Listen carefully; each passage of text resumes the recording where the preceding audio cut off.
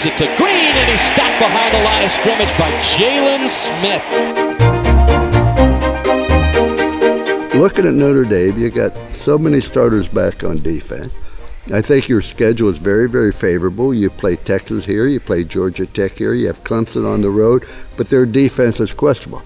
But do you know, one magazine has the top 10 positions of each school. For example, the top 10 linebackers in the country.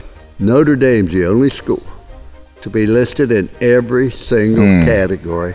Offensive line, defensive line, and linebackers because of you, secondary. And so you're very talented. I love your coach, Brian Kelly, great motivator, great. You've had some staff changes, which can be very, very positive. So I think this might be the year for the Irish. And I say this, it's time that people stop referring to me as won the last national championship.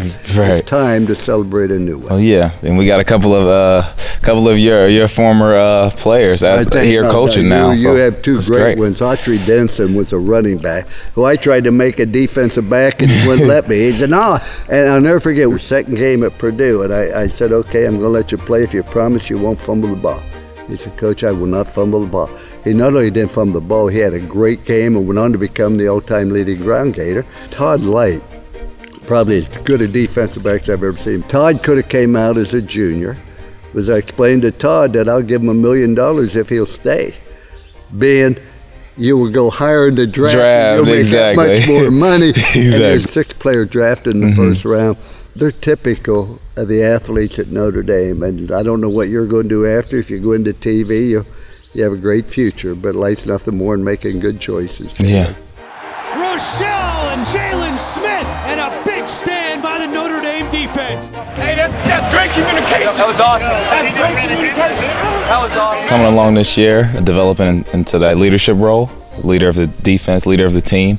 I was just wondering if you had some motivation advice or just things to look for when you give a motivation type speech. Well, I think motivation is 2 things.